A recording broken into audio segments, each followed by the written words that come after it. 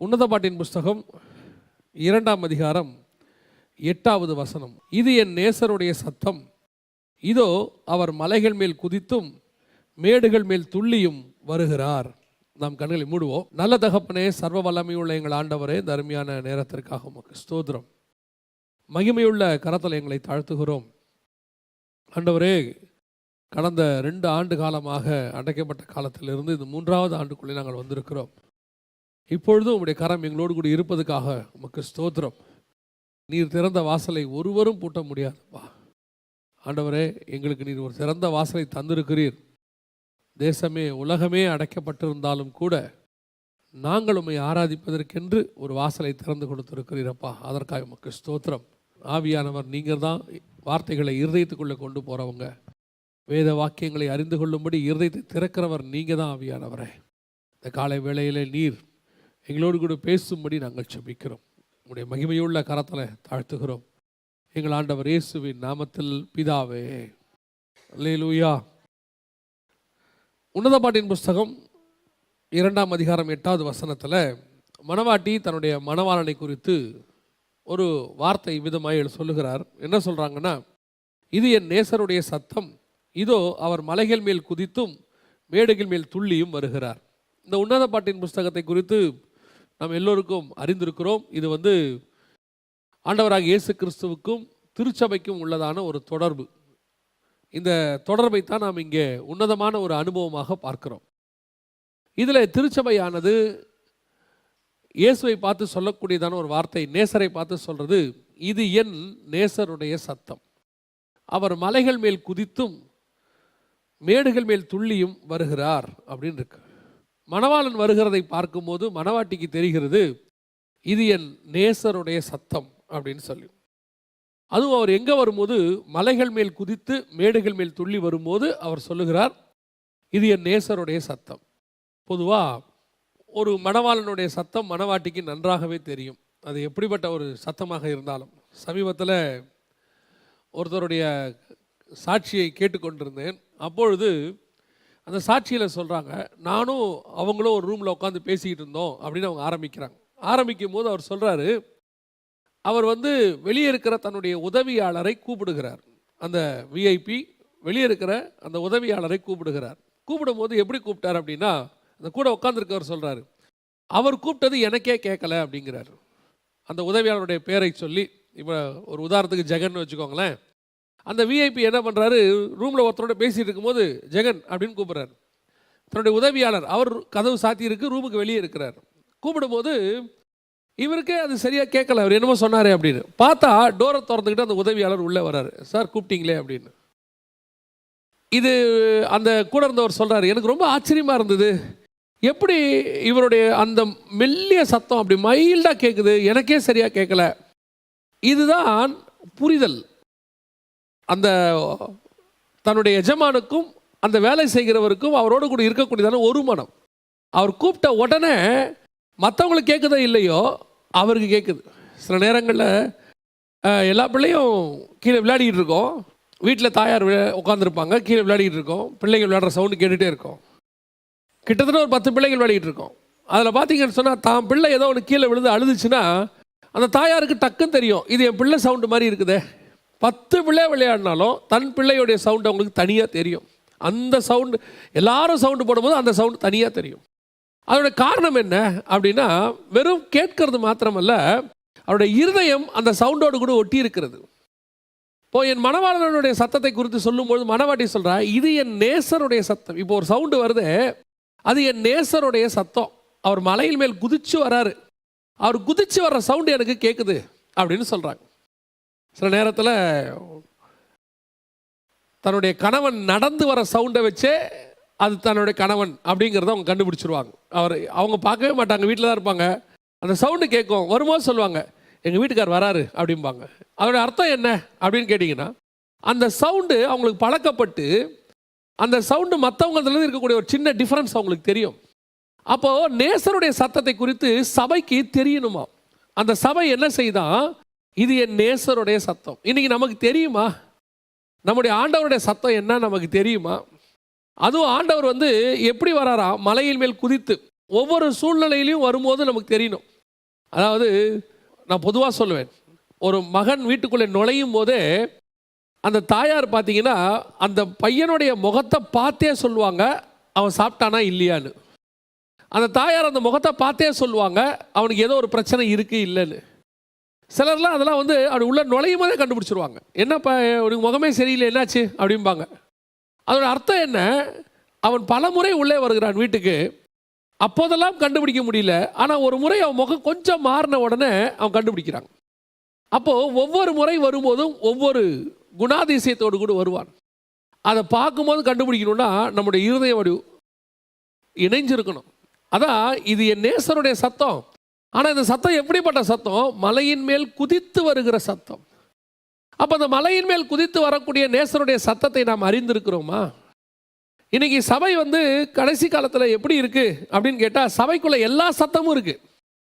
சபைக்குள்ள எல்லா சத்தமும் இருக்கு. ஒரு பக்கம் இன்ஸ்ட்ருமெண்ட் சத்தம் இருக்கு, இன்னொரு பக்கம் நல்ல ஆராதனை சத்தமும் இருக்கு. நல்ல உண்மையோடும் ஆவியோடும் ஆராதிக்கிற சவுண்டும் இருக்கு. இன்னொரு பக்கம் சபைக்குள்ள பலவிதமான சத்தங்கள் இருந்தாலும் கூட தேவனுடைய சத்தம் சபைக்குள்ள இருக்கா? அந்த சத்தம் என்னன்னு நமக்கு தெரியுமா? சபைக்கு தெரியுமா? இன்னைக்கு மனுஷன் பேசுறது தெரியுமா? கர்த்தர் பேசுறாருன்னு தெரியுமா? இல்லை சாத்தான் பேசுறான்னு தெரியுமா? ஏன் இன்னைக்கு நிறைய சபைகளில் கள்ள உபதேசம் பேசும்போது அநேகருக்கு, ஏன் பெரும்பான்மையானவர்களுக்கு அது கள்ள உபதேசம் என்று தெரிகிறது, ஒரு குறிப்பிட்ட கூட்டத்துக்கு மட்டும் அது கள்ள உபதேசம்னு தெரிய மாட்டேங்குது. அவங்க அதை அக்செப்ட் பண்ணிக்கிறாங்க, அவங்கள மாற்ற முடியல. ஏன்? அவங்களுக்கு மட்டும் அது சரியா, உலகத்துக்கே அது தப்பாக தெரியுது. பாருங்களேன், உலகத்துக்கே அது தப்பாக தெரியுது. ஏன்? அப்போ அவங்களுக்கு அந்த நேசருடைய சத்தம் தெரியல, கர்த்தருடைய வார்த்தை என்னன்னு தெரியல. அப்போ மணவாட்டி சொல்றா, இது என் நேசருடைய சத்தம். அந்த மலையில் மேலே குதிச்சு வராரு பாருங்க, அது என் நேசருடைய சத்தம். அப்போ இந்த வசனத்தை தியானிக்கும் போது இந்த மலையில் மேல் கர்த்தருடைய சத்தம் ஒவ்வொரு இடத்துல ஒவ்வொரு விதமாக இருக்குது. ஒவ்வொரு இடத்துல கர்த்தருடைய சத்தம் மலையில் ஒவ்வொரு விதமாக இருக்குது. முதலாவதாக யாத்ராகமத்தின் புஸ்தகம் 20ஆம் அதிகாரம் 18வது வசனம். ஜனங்கள் எல்லாரும் இடி முழக்கங்களையும் மின்னல்களையும் எக்கால சத்தத்தையும் மலை புகைகிறதையும் கண்டார்கள். அதை கண்டு ஜனங்கள் பின்வாங்கி தூரத்திலே நின்று. அப்படின்னா என்ன அர்த்தம்? இப்போ ஜனங்கள் மலையிலே கர்த்தருடைய ஒரு மகிமையை பார்க்கிறார்கள். அங்கே ஒரு சத்தம் வருது, ஜனங்கள் எல்லாரும் இடி முழக்கங்களையும் எக்கால சத்தத்தையும். இந்த கர்த்தருடைய சத்தம் பாருங்க, யாருக்கிட்ட பேசுகிறாரோ அவங்களுக்கு மட்டும்தான் அது புரியும், மற்றவங்களுக்கு அது வேற மாதிரி இருக்கும். அதாவது பவுல்கிட்ட வந்து பேசும்போது, சவுலே சவுலே நீ ஏன் என்னை துன்பப்படுத்துகிறாய்ன்னு சொல்லும் போது ஒரு இடத்துல வசனம் சொல்லுது, மற்றவங்களுக்கு அது இடி முழக்கத்தை போல இருந்துச்சாம், மற்றவங்களுக்கு அது சத்தம். பவுலுக்கு மட்டும் அது வார்த்தை, அது புரியுது. அதுதான் நான் உங்களுக்கு சொல்ல வரேன். இப்போ கர்த்தர், இப்போ நீங்கள் பார்த்தீங்கன்னு சொன்னால் ஒரு இடத்துல வெளிப்படுத்தின விசேஷம் சொல்லும்போது கர்த்தர் பேசுகிறாரு, பெருவெள்ளத்து இரைச்சலை போல ஒரு சத்தம் இருந்தது அப்படின்னு இருக்கு. இன்னொரு இடத்துல சொல்லும் போது இடி முழக்கத்தை போல இருந்தது, ஒரு இடத்துல சொல்லும் போது எக்கால சத்தத்தை போல இருந்தது அப்படின்னு வெளிப்படுத்தின விசேஷத்திலே வரும். அப்போ கர்த்தருடைய சத்தம் ஒரு பக்கம் கேட்கறதுக்கு எக்கால சத்தம் மாதிரி இருக்கும், ஆனால் மற்றவங்களுக்கு அது யாருக்கு பேசுகிறாரோ அவங்களுக்கு மட்டும் புரியும். இப்போ ஜனங்க பார்க்குறாங்க, மலையில் தேவன் வந்து பேசுகிறாரு, பேசும்போது ஒருத்தருக்கு எக்கால சத்தம் மாதிரி இருக்கு, மின்னலை போல இருக்கு. இன்னொரு வார்த்தை சொல்லுது இடி முழக்கங்களை எல்லாம் கேட்குறாங்க. கேட்டுட்டு ஜனங்க சொல்றாங்க மோசேயை நோக்கி, அடுத்த வசனம், நீர் எங்களோடு கூட பேசும், நாங்கள் கேட்போம், தேவன் எங்களோடு கூட பேசாது இருப்பாராக. ஏன்? கர்த்தர் இப்படி பேசும்போது அவங்க சொல்றாங்க கர்த்தர் எங்களோடு கூட பேசாது இருப்பார். காரணம் என்ன? கர்த்தருடைய சத்தம் தம்முடைய ஜனங்க கிட்ட வரும்போது ஒரு ஜைஜாண்டிக்கா வருது, அவங்களால உட்கார்ந்து கேட்க முடியல. அந்த அளவுக்கு கர்த்தருடைய சத்தம் மலைகளின் மேல் தொனிக்கிறது. இப்போ மணவாட்டி யாரு? அந்த இடத்துல சபை யாரு? இஸ்ரவேலர்கள். ஆனா இஸ்ரவேலர்கள் சொல்றாங்க தேவன் பேச வேண்டாம். அங்க அவங்க தான் மணவாட்டி அன்னைக்கு. அதுக்கு பிறகுதான் நம்ம வந்தோம் புதிய ஏற்பாட்டு சபை. ஏன் இஸ்ரவேலர்கள் சொல்றாங்க கர்த்தர் பேச வேண்டாம்? ஏன்? என் நேசருடைய சத்தத்தை நான் கேட்கிறேன், இது என்னுடைய நேசர் சத்தம்னு பழைய ஏற்பாட்டில் அதே இஸ்ரவேல் மணவாட்டி சொல்றா, அந்த சத்தம் எனக்கு வேண்டாம்பா, அந்த சத்தம் எங்களுக்கு கேட்க முடியல, பயங்கரமா இருக்கு, அவர் பேசினா நாங்கள் செத்து போயிடுவோம் அப்படிங்கிறா. ஏன் இன்னைக்கு கர்த்தருடைய சத்தத்தை அவங்க கேட்க முடியல? ஏன் அந்த சத்தத்தை அவங்களால கேட்க முடியல? இன்னைக்கு நிறைய சபை அப்படிதான் இருக்குது. கர்த்தருடைய ஒரிஜினல் சவுண்டை இன்னும் சபை கேட்கவே இல்லை. பல சபைகள் சொல்றேன், நிறைய சபைகள் கேட்குது, பல சபைகள் கேட்கல. அந்த ஒரிஜினல் சவுண்டு வரணும் சபைக்குள்ள. அவங்களுக்கு மோசே சவுண்டு ஓகேவா இருக்குது. மோசே நீ பேசுப்பா, ஏன் நீ அப்பப்போ எங்களுக்கு ஏற்ற மாதிரி கொஞ்சம் பேசுவோப்பா, அப்பப்போ நீ வந்து கொஞ்சம் எங்களுக்கு காம்ப்ரமைஸ் பண்ணி பேசுவோப்பா, எங்களுக்கு அப்பப்போ நீ வந்துட்டு மன்றாடி பேசுவோப்பா, உன்னுடைய சவுண்டு எங்களுக்கு ஓகே.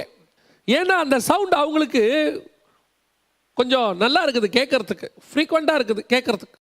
பரவாயில்ல, இந்த சவுண்டு நமக்கு ஓகே. நிறைய பேருக்கு கர்த்தருடைய சத்தத்தை கேட்க இஷ்டம் இல்லை. இன்னைக்கு கர்த்தர் சொல்றாரு, மோசே இந்த ஜனங்க என்ன பேச வேணான்ட்டாங்க, இப்போ வேற வழியே இல்லை, நான் உன் மூலியமாக தான் பேசணும். ஆனால் இப்போ நான் என்ன பண்ண போகிறேன் தெரியுமா? என்னுடைய பராக்கிரமத்தை நான் காட்டப் போகிறேன். நான் என்னுடைய அந்த ஜைஜாண்டிக் தன்மையை காட்ட போகிறேன் இந்த ஜனங்களுக்கு. அப்படி வந்து இறங்குவேன். எதுக்காக? இன்னைக்கு ஊழியக்காரங்க கண்டிப்பாக அதை தெரிஞ்சுக்கணும், ஒரு விசுவாசி கண்டிப்பாக தெரிஞ்சுக்கணும். எதுக்காக கர்த்தர் அப்படி வந்து இறங்குறார் மலையின் மேலே? அவருடைய சத்தம் ஏன் அப்படி இறங்குது அப்படின்னு கேட்டால், 19ஆம் அதிகாரம் யாத்ராகமத்தின் புஸ்தகம் 9வது வசனம். அப்பொழுது கர்த்தர் மோசேயை நோக்கி, நான் உன்னோட பேசும்போது ஜனங்கள் கேட்டு உன்னை என்றென்றைக்கும் விசுவாசிக்கும்படி நான் கார்மேகத்தில் உன்னிடத்தில் வருவேன் என்றார். நல்லா கவனிச்சுக்கொள்ளுங்க. நான் உன்னோடு பேசும்போது ஜனங்கள் கேட்டு உன்னை என்றென்றும் விசுவாசிக்கும்படி. அப்படின்னா என்ன அர்த்தம்? நான் உங்ககிட்ட பேசுவேன், அதை ஜனங்க விசுவாசிக்கணும். அப்படின்னா என்ன அர்த்தம்? கர்த்தருடைய வார்த்தையை மோசே மூலமா வரும், அதை ஜனங்க விசுவாசிக்கிறதுக்கும்.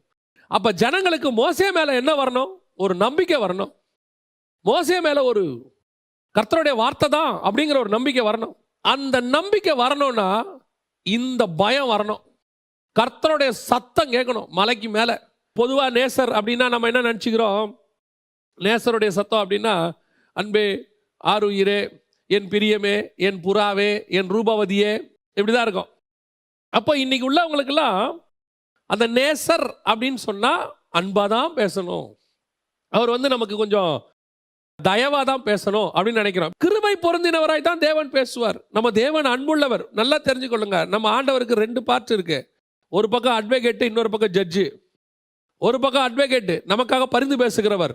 இன்னொரு பக்கம் நியாயம் தீர்க்கிறவர், நியாயாதிபதி. அவர் இதையும் செய்வார், அதையும் செய்வார். அது ரொம்ப ஆச்சரியம்.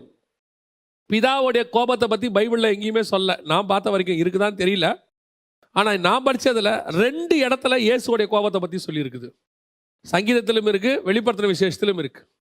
அவ்வளோ அன்புள்ள இயேசுவை பற்றி 2 இடத்துல அவர் மட்டும் கோபப்படாமல் பார்த்துக்குங்கன்னு சொல்லி வச்சிருக்குது.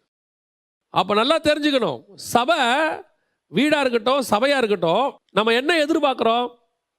அன்பாக பேசணும், கொஞ்சம் கூட டோன் இன்க்ரீஸ் ஆகிடக்கூடாது. ஆனால் ஆண்டவர் சொல்கிறாரு, இல்லை மோசே, இந்த ஜனங்கிட்ட அன்பாக பேசிக்கிட்டே இருந்தால் அவங்க உன்னை விசுவாசிக்க மாட்டாங்க, உன்னை ஏமாத்திடுவாங்க. அப்போ அவங்க உன்னை நம்பணும். உன்னை நம்பணும்னா நான் கொஞ்சம் என்னுடைய பராக்கிரமத்தை காட்டித்தான் ஆகணும். இன்னைக்கு கர்த்தருடைய வார்த்தை சபையில் அப்படி வரணும், ஜைஜாண்டிக்கா வரணும், ஜனங்கள் விசுவாசிக்கத்தக்கதாக. இன்னைக்கு நம்ம எப்படி இருக்கிறோம்? கர்த்தருடைய வார்த்தையை நம்ம எப்படி பார்க்குறோம்? இன்னைக்கு நம்ம கர்த்தருடைய வார்த்தை வரும்போது சாந்தமாக வரணும், அமைதியாக வரணும், சந்தோஷமாக வரணும், அதெல்லாம் உண்மைதான். ஆனால் ஆண்டவர் சொல்றாரு, நம்முடைய சத்தம் ஜனங்கள் விசுவாசிக்கத்தக்கதாக வரணும் சபைக்குள்ள. இந்த 19ஆம் அதிகாரத்தில் ஏன் திடீர்னு ஆண்டவர் இப்படி பேசுறாரு தெரியுமா உங்களுக்கு? திடீர்னு மோசையை பார்த்து சொல்றாரு, உன்னை ஜனங்க விசுவாசிக்கணும்பா. ஏன் அப்படி சொல்றாரு அப்படின்னு கேட்டீங்கன்னா, இவங்க 15ஆம் அதிகாரத்தில் தான் எகிப்தை விட்டு புறப்பட்டு வராங்க. 16ஆம் அதிகாரத்தில் மன்னா பிரச்சனை வருது, மன்னாவுடைய இஷ்யூ வருது, மன்னாவும் இறைச்சியும் கேட்குறாங்க. 17ஆம் அதிகாரத்தில் தண்ணி பிரச்சனை வருது, எங்களுக்கு தண்ணி இல்லைன்னு கேட்குறாங்க. 18ஆம் அதிகாரத்தில் தான் அவங்க வந்துட்டு மோசையோடைய மாமா வந்து போகிறார், அந்த இஷ்யூ நடக்குது. இந்த 19ஆம் அதிகாரம் இப்போ வந்து அவர் வந்து என்ன பேசுகிறாரு அப்படின்னு கேட்டிங்கன்னு சொன்னால், இந்த ஜனங்க உன்னை விசுவாசிக்கணும் அப்படின்னு ஆரம்பிக்கிறார். ஏன் அப்படின்னு கேட்டிங்கன்னா, 20ஆம் அதிகாரத்தில் நியாயப்பிரமாணத்தை பற்றி ஆரம்பிக்க போகிறார் கர்த்தர். நல்லா தெரிஞ்சுக்கொள்ளுங்க. 15ஆம் அதிகாரத்துக்கு வந்தாங்க வனாந்தரத்துக்கு, 16ல் மன்னாவும் இறைச்சியும் பிரச்சனை, 17ல் தண்ணி பிரச்சனை, 18ல் மோசையோடைய மாமா வந்துட்டு போயிட்டாரு, 19ல் கர்த்தர் சொல்றாரு, முதல்ல உன்னை அந்த ஜனங்க விசுவாசிக்கணும் மோசே. அதனால நான் என்ன செய்யறேன், ஃபர்ஸ்ட் நான் யாருன்னு உங்களுக்கு காட்டிடுறேன். ஏன் ஆண்டவரே? ஏன்னா நான் 20ஆம் அதிகாரத்துல இருந்து நியாயப்பிரமாணத்தை பேச போறேன். என்னுடைய வார்த்தையை பேசும்போது பேசுகிற உன்னை அவர்கள் முதல்ல விசுவாசிக்கணும், பேசுகிற உன்னை அவங்க மதிக்கணும். அந்த மதிப்பு உனக்கு இருக்கணும்னா நீ பேசுற வார்த்தை என்னுடைய வார்த்தை. அந்த வார்த்தை அவங்களுக்கு போய் ரீச் ஆகணும்னா முதல்ல அவங்க உன்னை நம்பணும்.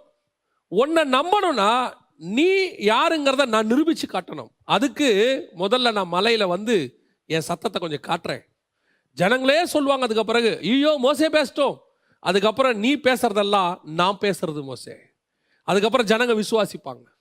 கர்த்தர் நம்ம மூலமா பேச போறாரு, நம்ம கர்த்தருடைய வார்த்தையை பேச போறோம் அப்படின்னு சொன்னா முதல்ல கர்த்தர் நமக்கு அந்த ஆத்தரைஸ் பண்ணது நமக்கு இருக்கணும்.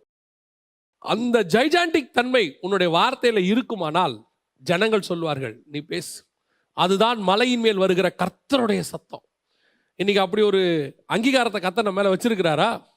சில ஊழியக்காரங்க பேசும்போது பாருங்க அழகா சொல்லுவாங்க, இது கர்த்தருடைய சத்தங்க, கர்த்தர் பேசுறாரு, நாங்க இந்த மாதிரி கேட்டதே இல்லை, இது கர்த்தர் கொண்டு வந்து கொடுக்குற வார்த்தை அப்படின்னு சொல்லுவாங்க. அதுதான் முக்கியம். அப்படி கர்த்தர் உணர்வுகளோ பேசுகிறதை ஜனங்கள் கேட்டு விட்டால் அதற்கு பிறகு உங்களுக்கு என்ன ஆகும்? உங்க வார்த்தைக்கு ஒரு மரியாதை வந்துடும்.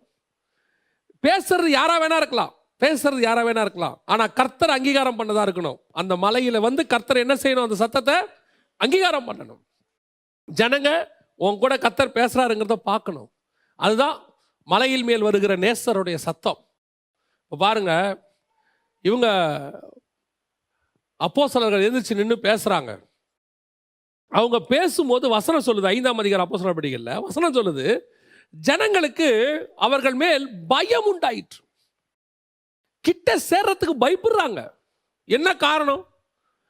அதுதான் கர்த்தர் அவங்க கூட இருக்கிறாருங்கிறத வெளிப்படுத்துறது.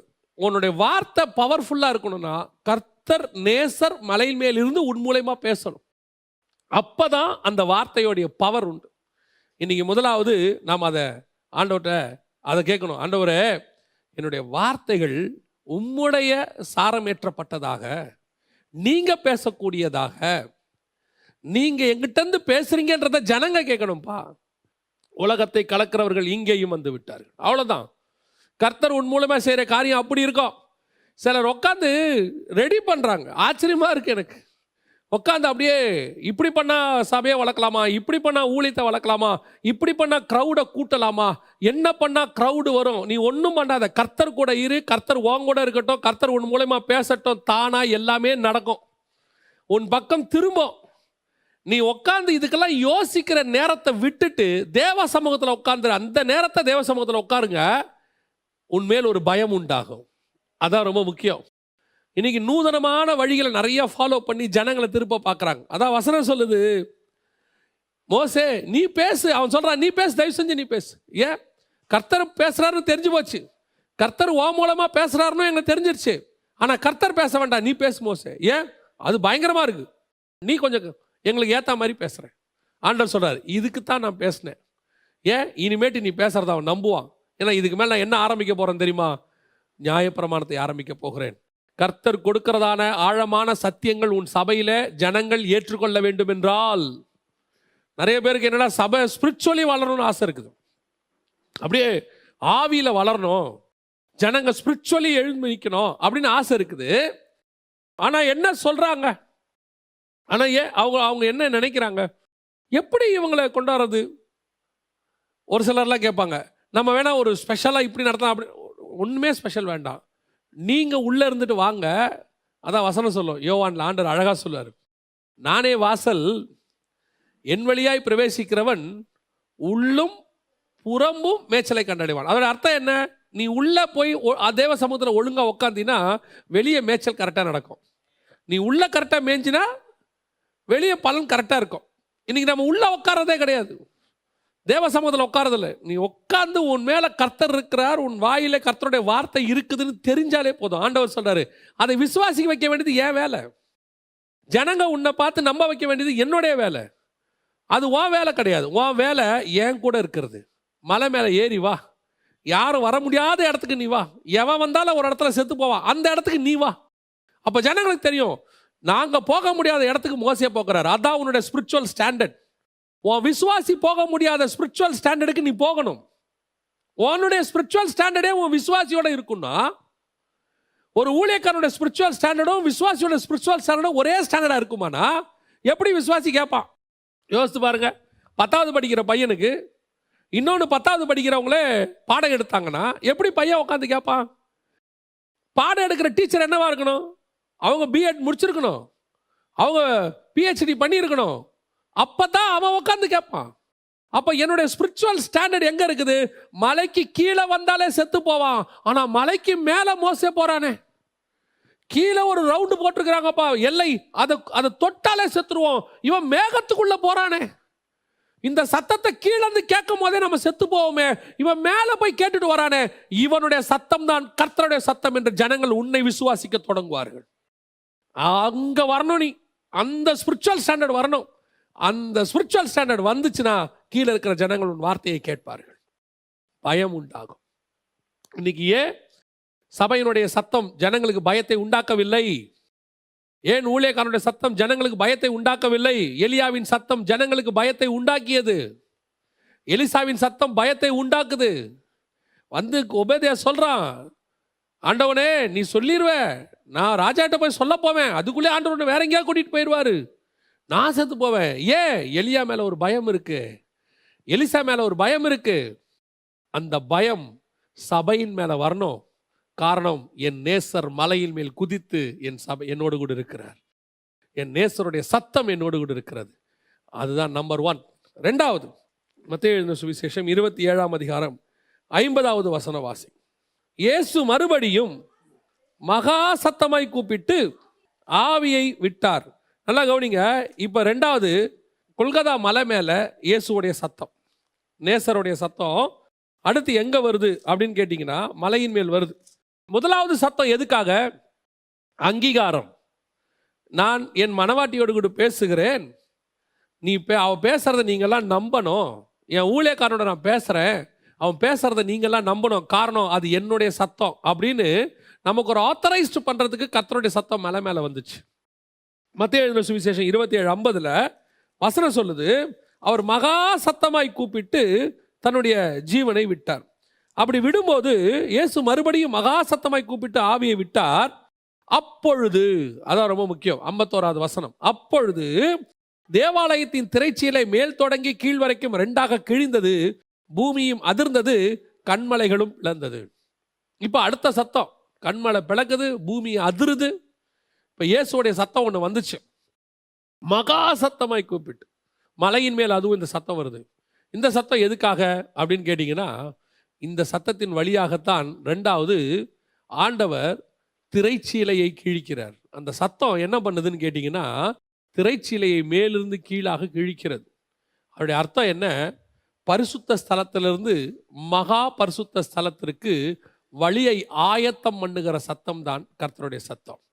மலையின் மேல் தொனிக்கிற சத்தம் எதுக்காக?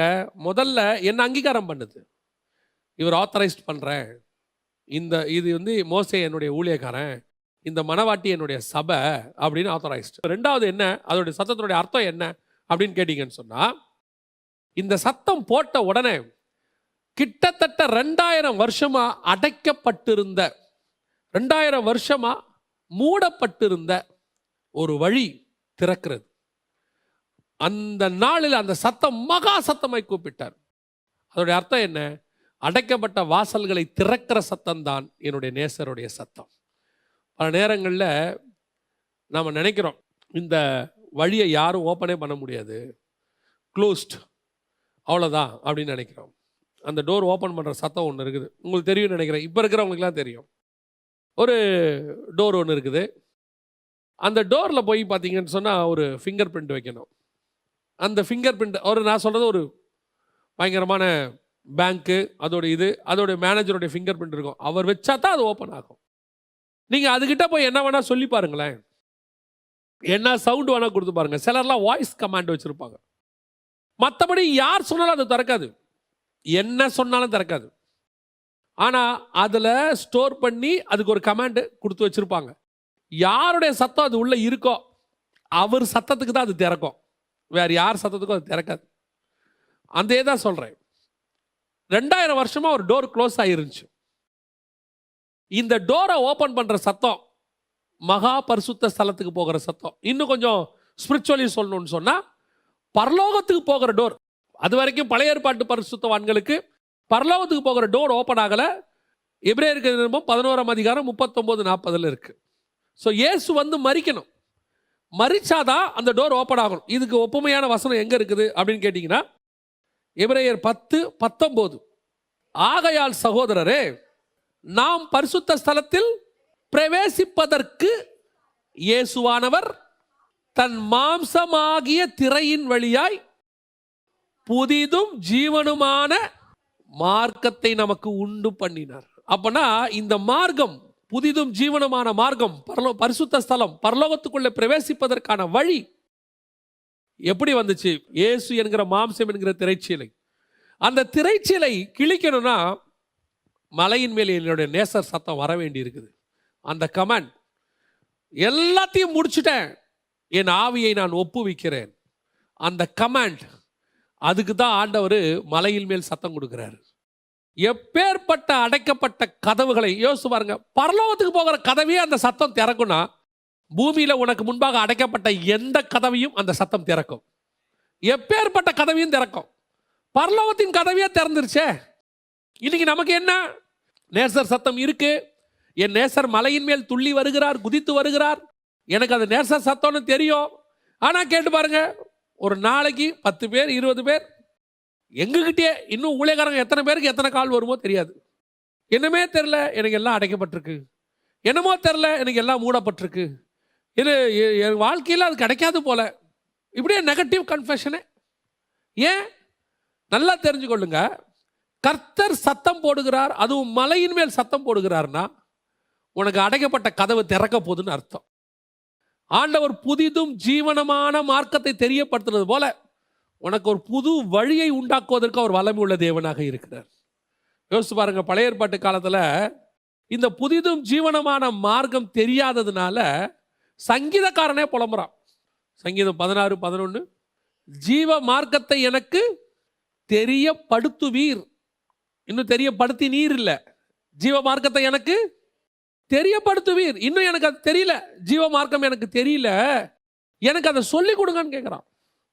இதே சங்கீதக்காரன் தான் எபிரேயர் 11 இருக்கிறான். 32, 31, 32 வாசிச்சிங்கன்னா, பின்னு நான் என்ன சொல்லுவேன்?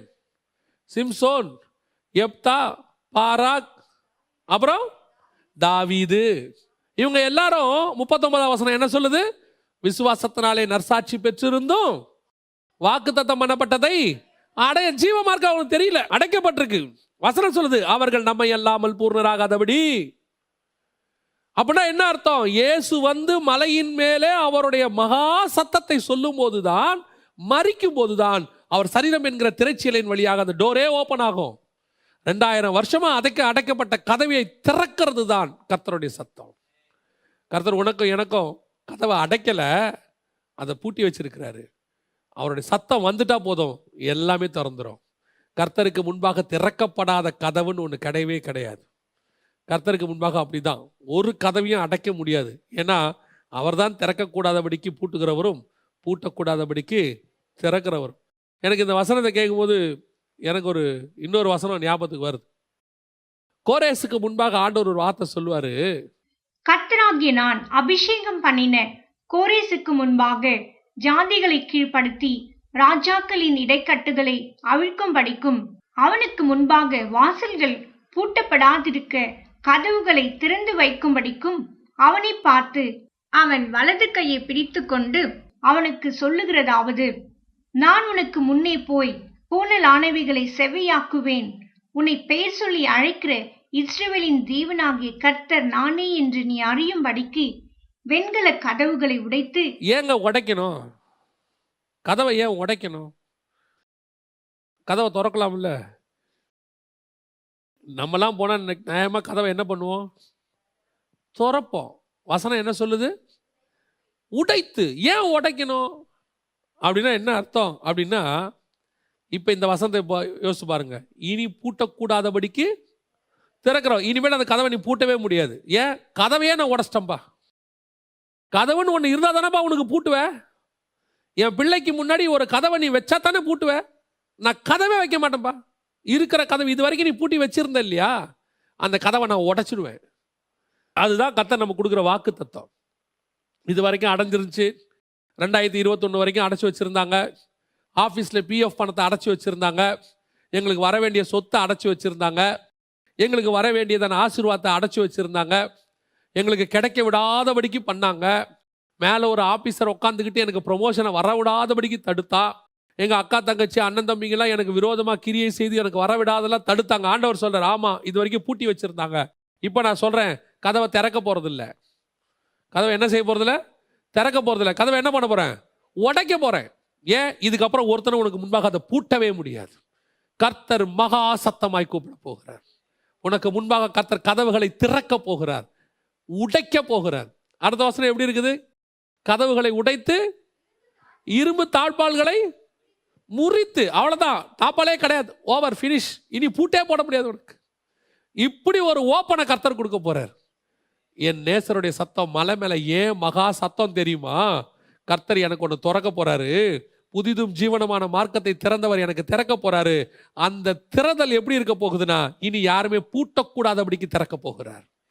அதுதான் என் சத்தம். என் நேசருடைய சத்தம் மலை மேல கேட்குது, கொல்கதா மேல, கல்வாரி மேல அவர் எனக்கு போட்ட ஒரு சத்தம் இருக்கே, மகா சத்தமாய் கூப்பிட்டாரு. ஏன் தெரியுமா?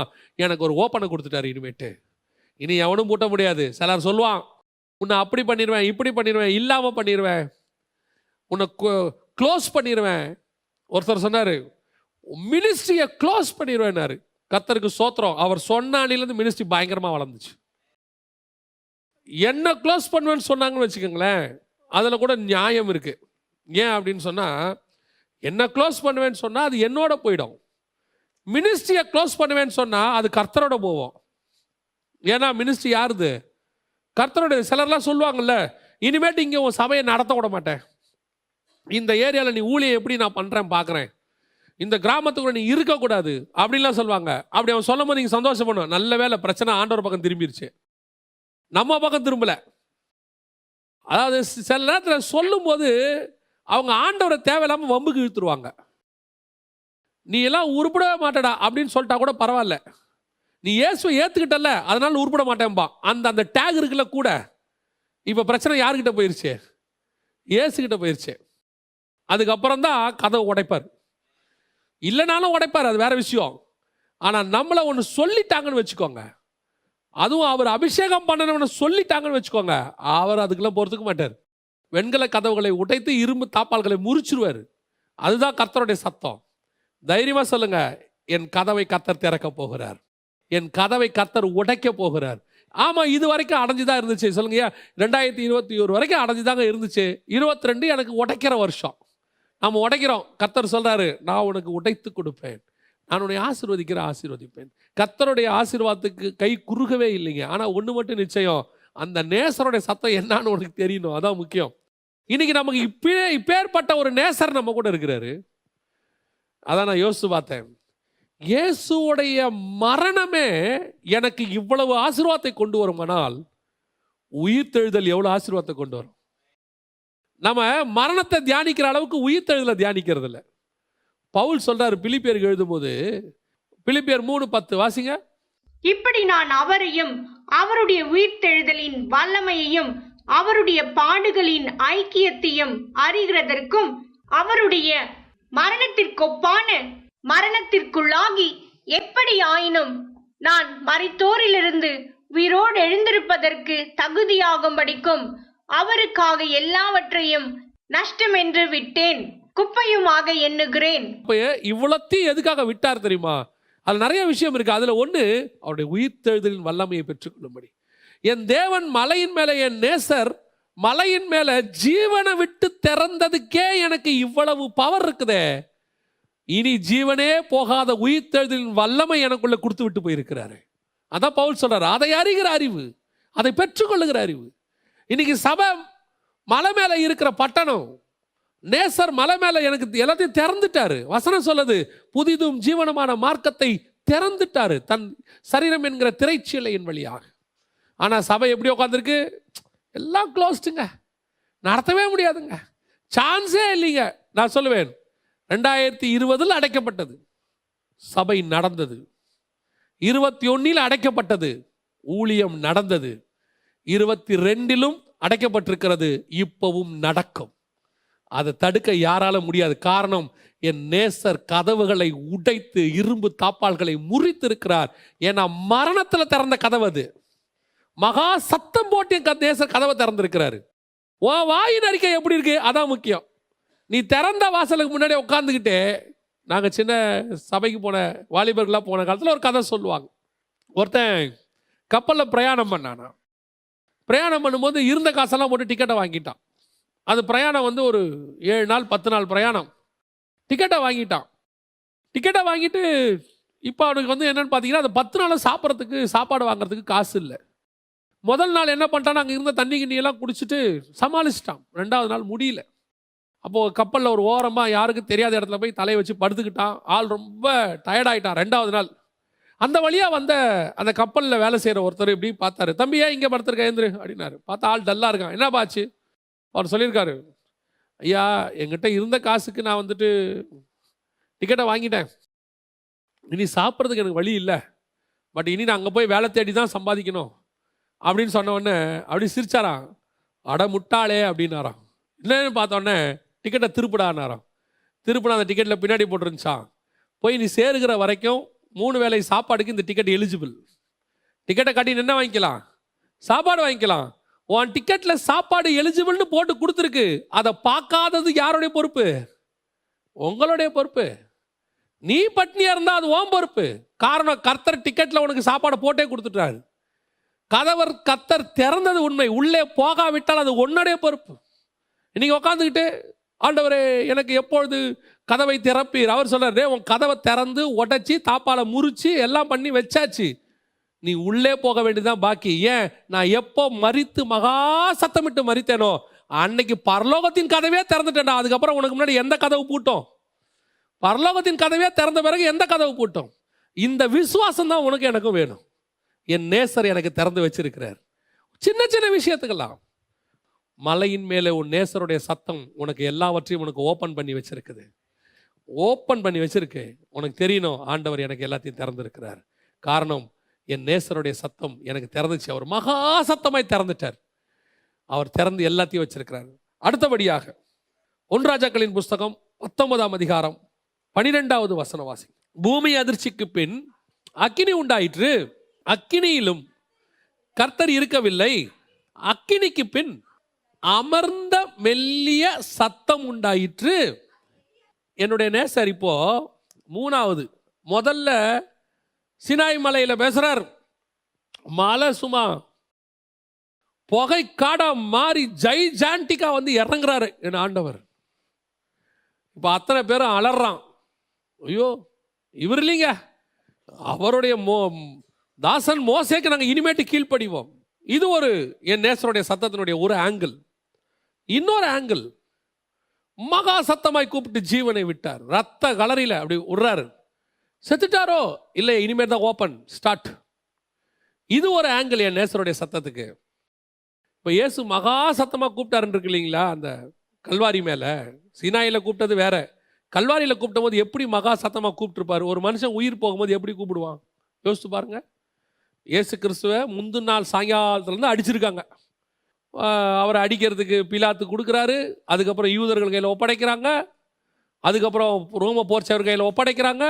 எல்லாரும் அடித்து முடித்து சிலுவைக்கு ரோட்டில் அடித்து இழுத்துக்கிட்டே போகிறான். சிலுவையில் ஆணி அடித்து விழாவில் குத்துற வரைக்கும், தலை மேலே முள்ளுமுடி சுட்டுற வரைக்கும். இப்போ மொத்த பிளட்டும் போச்சு, மொத்தம் டயர்டாயிட்டாரு, எல்லாம் முடிஞ்சிச்சு. இப்போ எப்படி கூப்பிட்டுருப்பாரு? மகா சத்தமாய் கூப்பிட்டு. உயிர் போகிறவர் எப்படி கூப்பிடுவார்? ஒரு உயிர் போகிற மனுஷன் எப்படி கூப்பிடுவார்? சீனாய் மலையில் கூப்பிட்ட மாதிரி கூப்பிட்டுருக்க மாட்டார். அது என்னது? Command, order, king. இப்போ இவர் சாவுறாரு. இந்த சத்தம் ஆங்கிள் வேற, இதோடைய ஆங்கிள் வேற. அது கமாண்டு. இனி எல்லாரும் இவனுக்கு கீழ்படியணும், இவன் என்னுடைய ரெப்ரசன்டேட்டிவ். அது கமாண்ட். இது என்ன தெரியுமா? மகா சத்தமாய் ஜீவன் போகிற சவுண்டு. அப்படி போன உடனே எல்லாம் ஓப்பன் ஆகுது. இந்த சவுண்டு எப்படி இருந்திருக்கும் யோசிச்சு பாருங்க. அது வந்து இந்த கமாண்டெல்லாம் இருந்திருக்காது, அந்த மாதிரி கமாண்ட் இருந்திருக்காது. ஏன்னா உயிர் போக போகிற லாஸ்ட் மினிட். இப்போ இஸ்மவேல் வந்து சூரச்செடிக்கு கீழே அழுதான் பாருங்க. தாக்கத்தில் அவன் எப்படி பிள்ளையின் சத்தத்தை கர்த்தர் கேட்டார் அப்படின்னு எப்படி இவன் இஸ்மவேல் அழுதுருப்பான்? என் சிறுமையை கண்ணோக்கிப்பா அப்படியே பாடியிருப்பான். சூரச்செடிக்கு கீழே சாவர நேரத்தில் மொனகி இருப்பான். மொனகி அவன் சத்தத்தை கர்த்தர் அதை கூட கேட்டார். இப்போ இயேசுவோடைய சவுண்டு அப்படிதான் இருந்திருக்கும். ஏன் ஜீவன் போற லாஸ்ட் மினிட் அந்த ஜீவன்ல சவுண்டு போட்டு அவர் சாகுறாரு. ஆனா இப்போ ஒரு சவுண்டு வருது பாருங்க. ஓரேபில் இங்கே நேசர் மலையின் மேல ஒரு சவுண்டு போடுறாரு பாருங்க. அமர்ந்த மெல்லிய சவுண்டு. ஏங்க இப்ப வந்து எலியா கிட்ட ஜைஜாண்டிக்கா பேசல? இங்கேயும் அக்கினி இருக்கு, அவருடைய ஜைஜாண்டிக் எல்லாம் இருக்கு. ஆனா அதுலலாம் ஒரு சவுண்ட் இல்லை. அந்த சவுண்ட் அவர் பேசல, தட தட தடன்னு பேசல. அங்க எப்படி பேசினார்? இடி முழக்கம், டமால் டுமுல் டிமில் டமால் பேசுறாரு. இங்க அப்படி பேசல, மெல்லிய சத்தம். என் நேசருடைய அந்த பேசுற டோன் பாருங்க. எங்க எப்படி பேசணும்னு ஆண்டவருக்கு தெரியுது பாருங்க. நம்ம ஆள் ஒரு சிலருக்குலாம் எங்க எப்படி பேசணும்னே தெரியாது, யாருக்கிட்ட எப்படி பேசணும்னு தெரியாது. எல்லாருக்கிட்டையும் ஒரே மாதிரி பேசுவான், வேலை போயிடும். வீட்டில் பேசுகிற மாதிரியே எங்கே போய் பேசிக்கிட்டு இருப்பான். போய் வேலை பார்க்குற இடத்துலையும் பேசுவான். அவன் சொன்னான் கிளம்பு தம்பிம்பான், போயிட்டு வாங்க. நாங்கள் எங்கள் வீட்லேயும் இப்படி தான் பேசுவோம். வீட்லேயே போய் பேசுங்க, அங்கேயே உட்காந்து பேசுங்க. வீட்டில் பேசுறது வேற, வெளியே பேசுறது வேற. சீனாய் அங்கே பேசின டோன் வேற, கொல்கத்தாவில் பேசுகிற டோன் வேற, நேசரின் சத்தம் அது வேற. இங்கே பேசுகிற டோன் வேற. இங்கே எப்படி பேசுகிறாரு? மெல்லிய சத்தம். என்ன காரணம் அப்படின்னு கேட்டிங்கன்னா, எலியா பின்மாற்றத்தில் இருக்கிறாரு. அவர் வேற ரூட்டுக்கு போயிட்டாரு. அவர் ஆண்டவர் கேட்குறாரு, எலியா இங்கே ஏன் வந்த? இங்கே எதுக்கு வந்த? இல்லை ஆண்டவரே, எல்லாரும் என்னை கொல்ல பார்க்குறாங்க. அதெல்லாம் சரிதான், உன்னை கொல்ல பார்த்தது உண்மைதான். பட் நீ ராங் ரூட்டில் ஓடிட்ட. நீ தமஸ்குவுக்கு போயிருக்கணும். நீ எங்கள் எகிப்துக்கு வந்துட்ட. நீ ஒன்று செய்ய, தமஸ்குவுக்கு திரும்பி போ. இந்த மெல்லிய சத்தம் எப்படி இருந்திருக்கோம் யோசிச்சு பாருங்க. இப்போ எப்படி பேசியிருப்பாரு? எலியாவே இதோ சர்வ வல்லமை உள்ள தேவன் பேசுகிறேன் அப்படியா சொல்லியிருக்கிறாரு. அங்கே வசனம் என்ன சொல்லுது? மெல்லிய சத்தம் அப்படி சொல்லியிருப்பார். எலியா நீ திருப்பி தமஸ்குக்கு போயிட. அங்கே நீ போனால் உனக்கு அங்கே என்னென்ன ஆசீர்வாதம் வச்சுருக்கேன் தெரியுமா? உன்னை நீ அங்கே போ, எகுவை இஸ்ரேல் மேலே ராஜாவாக்கு, ஆசைகளை சிரியா மேலே ராஜாவாக்கு, உன் ஸ்தானத்தில் எலிசாவை அபிஷேகம் பண்ணு.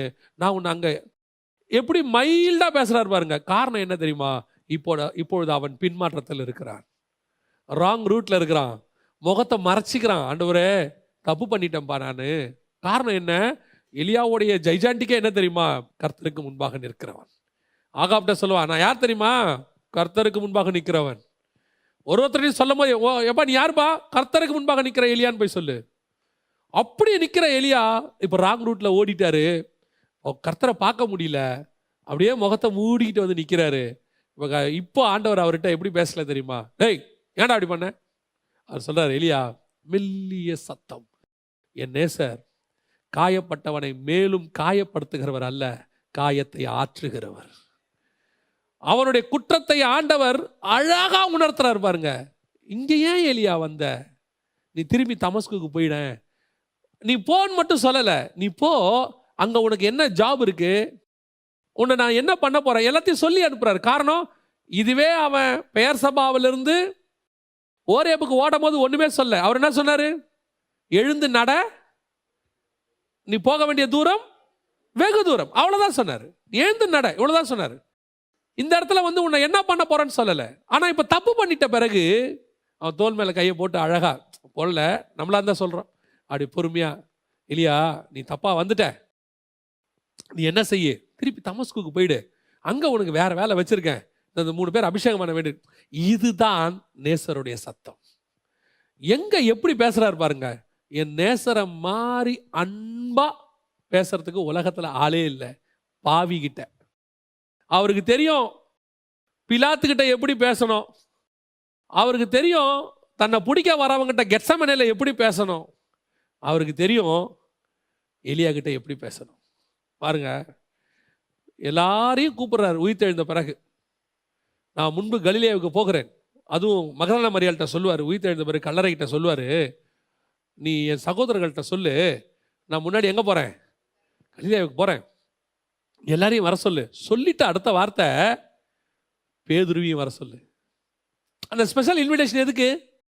பேதுருவையும் வர சொல்லு. ஏன்? அவன் இந்த 11 பேர்ல அவன் மட்டும்தான் என்னை பார்க்க வராமல் போகிறதுக்கு வாய்ப்பு இருக்கு. காரணம் அவன் என்ன பண்ணிட்டான், என்ன காட்டி கொடுத்துட்டான். இப்போ அவனுக்கு ஒரு கில்ட்டி இருக்கு. ஐயோ நான் காட்டி கொடுத்தேனே, இதுக்கு மேலே எப்படி ஒரு முகத்தில் முழிப்பேன்? அவர் சொல்றாரு, அவனை வர சொல்லு, நான் அவன்கிட்ட பேசுகிறேன். போகிற பேதுருக்கிட்ட, ஏன் பேதுரு இப்படி பண்ண? இல்லை, ஆண்டவர் சொல்றாரு, பேதுரு என் மேலே அன்பா இருக்கிறாயா? இதுதான் என் நேசருடைய சத்தம். எல்லார்கிட்டையும் ஜெய்ஜாண்டிக்கா பேசுகிற ஆண்டவர் பாவிகிட்ட மட்டும் அவன் பாவத்தை போக்குறதுக்கு எப்படி வேணுமோ அப்படி பேசுவார், அன்பாக. நம்ம அத்தனை பேருமே ஏதோ ஒரு இடத்துல விழுந்தவர்கள் தான், ஏதோ ஒரு இடத்துல தவறி போனவர்கள் தான், பின்மாற்றம் அடைந்தவர்கள் தான், தவறான பாதையில் ஓடினவங்க தான். கர்த்தர் சொல்றாரு, இன்னைக்கு நம்மளை பார்த்து ஆண்டவர் சொல்றாரு, திரும்பி வா. மெல்லிய சத்தம். உனக்கு இப்போ இடி முழக்கத்தை போல ஆண்டவர் பேசலை. இப்போ கர்த்தர் உங்ககிட்ட கட்டிந்து கொண்டு பேசலை. நான் நினைப்பேன், என்னுடைய வாழ்க்கையில் நான் ஆண்டவரை ஏற்றுக்கொண்டு இந்த 30 வருஷத்தில் எத்தனையோ பின்மாற்றங்கள். சிலர்லாம் சொல்லுவாங்க பின்மாற்றமே இல்லைன்னு. ஒருவேளை அவங்க வாழ்க்கை அப்படி இருக்குமோ இல்லமோ. எத்தனையோ இடத்துல இடர்கள், எத்தனையோ பின்மாற்றங்கள். ஊழியத்துக்கு வரத்துக்கு முன்னாடியெல்லாம், வாலிப பிராயத்திலலாம் எத்தனையோ பின்மாற்றங்கள். அப்போல்லாம் நான் யோசிப்பேன், இதுக்கு மேலே தேவ சமூகத்துக்கு போகவே முடியாது. ஒரு நாள் எனக்கு ஆண்டவர் ஆவியானவர் உணர்த்தினார், சரி நீ ஏன் சமூகத்துக்கு வரல, வேற எங்கே தான் போவ? பாவம் செஞ்சுட்ட, ஏன் சமூகத்துக்கு நீ வரலன்னு வச்சுப்போம். ஏன்னா இந்த பாவத்தோட என்னை உன்னால் பார்க்க முடியல, உனக்கே கில்ட்டியாக இருக்கு. சரி விட்டுரு, வேற எங்கே போவ? இந்த பாவத்தை தொலைக்க நீ எங்கே போவ? அப்போ தான் ஒரு காரியத்தை ஆண்டவர் சொல்லி கொடுத்தாரு. 2 பேர் பாவம் பண்ணாங்க. பேதுருவும் பண்ணாரு, யூதாஸும் பண்ணாங்க. பேதுரு திருப்பி எங்கே போனார்? இயேசுகிட்ட போயிட்டாரு. யூதாஸ் எங்கே போனார்? சரி பண்ணுறதுக்கு ஆசாரியன்கிட்ட போனார், மனுஷங்கிட்ட போனார். மனுஷன் அவனை சாவுக்கு நேரம் நடத்திட்டான். தேவன் பேதுருவை ஜீவனுக்கு நேரம் நடத்திட்டார். பாவம் பண்ணிட்டோம், திருப்பி இயேசுகிட்ட தான் போகணும். அந்த நேசர் மெல்லிய சத்தத்தோடு காத்திருக்கிறார். இங்கே பாவம் செய்யாதவங்க யாரும் இல்லை. பாவத்திலிருந்து மீண்டும் எழ நினைக்கிறோமான்றதான் பிரச்சனையே. இப்போ நிறைய பேருக்கு பாவத்தில் வாழணும்னு ஆசை இருக்குது, அந்த பாவத்தில் அப்படியே சஸ்டெயின் பண்ணிக்கணும்னு நினைக்கிறாங்க. ஆனால் கர்த்தர் எதை எதிர்பார்க்குறாரு தெரியுமா? பாவத்திலே வாழணும்னு நினைக்கிறியா, இல்லை விட்டுட்டு வரணும்னு நினைக்கிறியா? நீ விட்டுட்டு வரேன்னா உனக்கு ஒரு மெல்லிய சத்தம் காத்திருக்குது. என் புறாவே என்று மனவாட்டியே எடுத்துக்கோங்களேன். உன்னத பாட்டில் அவளே தேவன் கதவை தட்டின போது திறக்கலையே, படுத்துட்டேன், வஸ்திரத்தை கழட்டிட்டேன்.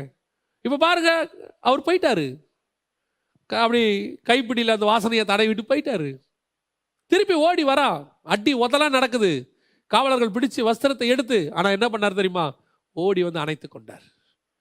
அந்த மெல்லிய சத்தம், நான் இருக்கிறேன் உனக்கு. என் மணவாளியை அழகா சொல்வாரு, அவளை நான் சந்திக்கிற வரைக்கும், நான் வந்து எழுப்புகிற வரைக்கும் அவளை யாரும் எழுப்பாதீங்க. அதுதான் கர்த்தர் உன் மேலே என் மேலே வச்ச பாசம். அந்த மெல்லிய சத்தம் இன்னைக்கும் ஜீவனோடு கூட இருக்கிறது. இன்னைக்கும் ஆண்டவர் உனக்கும் எனக்கும் அந்த சத்தத்தை வச்சிருக்கிறார். ஒருவேளை பின்மாற்றமாக இருந்து, ராங் ரூட்டில் போயிருந்து, கர்த்தருக்கு விரோதமான காரியங்கள் செஞ்சிருந்தால் கூட, கர்த்தர் சொல்லக்கூடிய மிக முக்கியமான விஷயம், நான் உங்கள்கிட்ட இடி முழக்கத்தை போல இன்னைக்கு பேசலை, எக்கால சத்தத்தை போல பேசலை, பூமி அதிர்ச்சியா பேசலை, பட்சிக்கிற அக்கினியா வந்து நிற்கலை. இப்போ எப்படி வந்து நிற்கிறேன் தெரியுமா?